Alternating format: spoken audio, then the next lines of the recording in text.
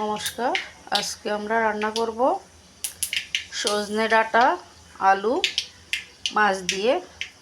তো যথারীতি কড়াই বসিয়ে দিলাম, পাঁচফোড়ন দিয়ে দিলাম। পাঁচফোড়ন ভাজা হয়ে আসছে,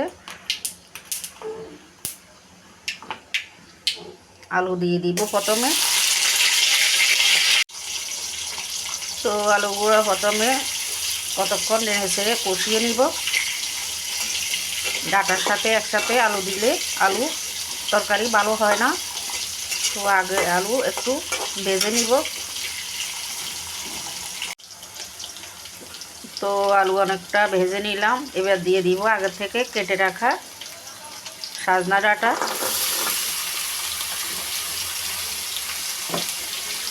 এই সজনা ডাঁটা কিন্তু গরমের জন্য খুবই ভালো একটা তরকারি, এতে ওষুধি গুণ আছে।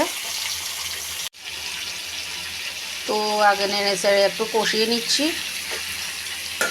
একটু কমিয়ে নিব, তারপরে এক এক করে সব মশলা দিব। তো কমিয়ে নিলাম, দিয়ে দিলাম পরিমাণ মতো লবণ, হলুদের গুঁড়ো, এবার দিয়ে দিচ্ছি মরিচের গুঁড়ো,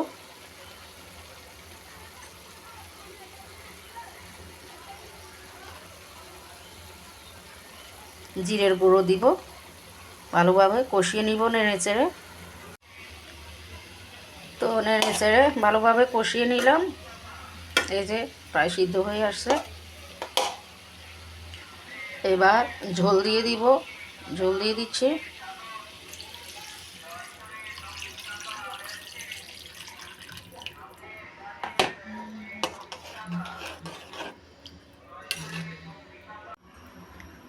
এবার দিয়ে দিচ্ছি আগে থেকে বেজে রাখা রুই মাছ, লবণ হলুদ দিয়ে ভালোভাবে ভেজে নিলাম।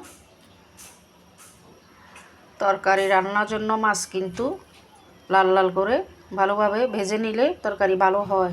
এই যে লাল লাল করে ভালোভাবে ভেজে নিলাম।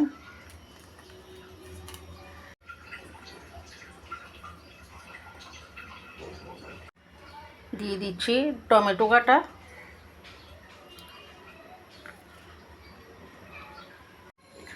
এবার উঠিয়ে নিব, সিদ্ধ করে নেব। লবণ দেখে নিলাম, ঠিক আছে।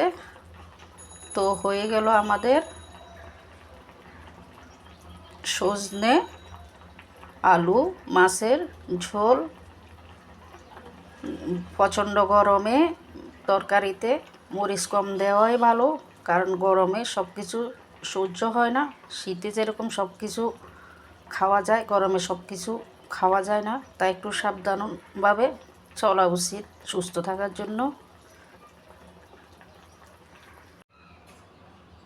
তো আজকে পর্যন্তই, সবাই ভালো থাকুন, সুস্থ থাকুন।